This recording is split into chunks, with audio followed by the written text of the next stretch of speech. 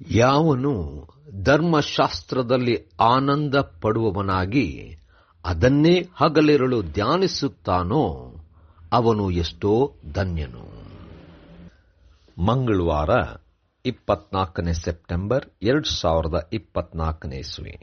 ಈ ದಿನದ ವಾಕ್ಯ ಧ್ಯಾನಕ್ಕಾಗಿ ನಾನು ಆರಿಸಿಕೊಂಡಿರುವಂಥ ವೇದ ಭಾಗವು ಪೌಲನು ಫಿಲಿಪ್ಪಿಯವರಿಗೆ ಬರೆದಂಥ ಪತ್ರಿಕೆ 2ನೇ ಅಧ್ಯಾಯದ 20ನೇ ವಚನ. ಅವನ ಹಾಗೆ ನಿಮ್ಮ ಕಾರ್ಯಗಳನ್ನು ಕುರಿತು ಯಥಾರ್ಥವಾಗಿ ಚಿಂತಿಸುವವರು ನನ್ನ ಬಳಿಯಲ್ಲಿ ಬೇರೆ ಯಾರೂ ಇಲ್ಲ ಎಂಬುವಂಥದ್ದೇ. ಕರ್ತನಲ್ಲಿ ಪ್ರೀತಿಯುಳ್ಳ ದೇವ ಜನರೇ, ಶುಭೋದಯ.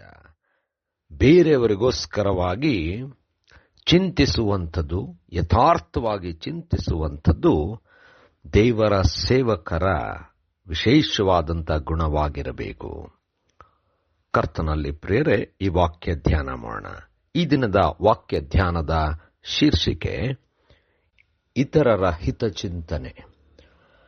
ಕರ್ತನಲ್ಲಿ ಪ್ರೇರೆ, ಪೌಲನು ಫಿಲಿಪ್ಪಿಯವರನ್ನು ಬಹಳವಾಗಿ ಪ್ರೀತಿ ಮಾಡಿ ಅವರನ್ನು ವಾಕ್ಯದಲ್ಲಿ ಬೆಳೆಸುವಂತವನಾಗಿದ್ದನು.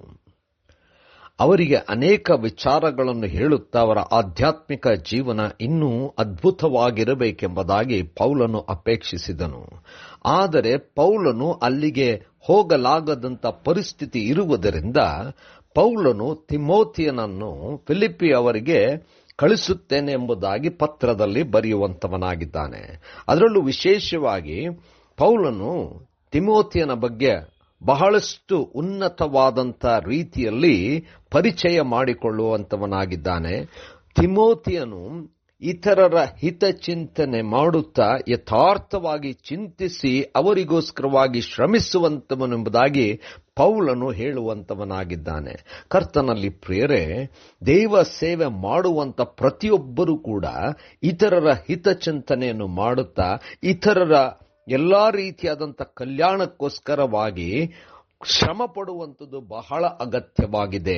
ಆದರೆ ಅನೇಕ ಸಂದರ್ಭದಲ್ಲಿ ಸೇವೆ ಮಾಡುವಂಥವರು ತಮ್ಮ ಹಿತವನ್ನು ಬಯಸುತ್ತಾ ಅಥವಾ ತಾವು ಬಹಳಷ್ಟು ರೀತಿಯಲ್ಲಿ ಬೆಳೆದು ಅಭಿವೃದ್ಧಿಯಾಗಿ ಅನೇಕರ ಮುಂದೆ ಪ್ರಸಿದ್ಧಿಯಾಗಬೇಕೆಂಬುದಾಗಿ ಆಲೋಚಿಸುವಂಥದ್ದನ್ನು ನೋಡುತ್ತೇವೆ. ಆದರೆ ಇಲ್ಲಿ ಪೌಲನು ಬಹಳ ಸ್ಪಷ್ಟವಾಗಿ ಹೇಳುವಂಥದ್ದು, ಈ ರೀತಿಯಾದಂಥವರನ್ನು ಒಬ್ಬರನ್ನು ನಾನು ನನ್ನ ಬಳಿಯಲ್ಲಿ ಇಲ್ಲ ಎಂಬುದಾಗಿ. ಅಂದರೆ ತಿಮೋಥಿನ ಯಥಾರ್ಥವಾಗಿ ಅಲ್ಲಿನ ಜನರ ಬಗ್ಗೆ ಚಿಂತಿಸಿ ಅವರಿಗೋಸ್ಕರವಾಗಿ ತಾನು ಸೇವೆ ಮಾಡುವಂತವನಾಗಿದ್ದಾನೆಂಬುದಾಗಿ. ನಿಜವಾದಂಥ ಸೇವಕರ ಗುಣಲಕ್ಷಣವೇ ಯಥಾರ್ಥವಾದಂಥ ಹಿತಚಿಂತನೆ ಇತರರಿಗೆ. ಕರ್ತನಲ್ಲಿ ಪ್ರೇರೆ, ನಾವುಗಳು ಸೇವೆ ಮಾಡಬೇಕೆಂಬಂಥ ಮನೋಭಾವ ಇರುವುದಾದರೆ ಈ ರೀತಿಯಾದಂಥ ಮನಸ್ಥಿತಿ ನಮಗಿರಬೇಕು, ಮನೋಭಾವ ನಮಗಿರಬೇಕು.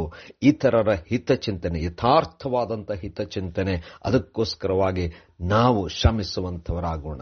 ದೇವರು ತಾನೇ ವಾಕ್ಯವನ್ನು ಆಶೀರ್ವದಿಸಲಿ. ಕರ್ತನೇ ದಯಮಯ ಸ್ವಾಮಿ, ನಾವು ಸಹ ಸೇವೆ ಮಾಡುವಾಗ ನಿಜವಾಗಿಯೂ ನಿನ್ನ ಸಾಧನವನ್ನಾಗಿ ನಾವು ಈ ಲೋಕದಲ್ಲಿ ನಿನ್ನ ಪ್ರೀತಿಯನ್ನು ಹಂಚುತ್ತಾ ಇತರ ಹಿತಚಿಂತನೆ ಮಾಡಲಿಕ್ಕೆ ನಮಗೆ ಕಲಿಸು. ಯೇಸುವಿನ ನಾಮದಲ್ಲಿ ಪ್ರಾರ್ಥನೆ ಬೇಡಿದೆವು ತಂದೆಯೇ, ಆಮೆನ್.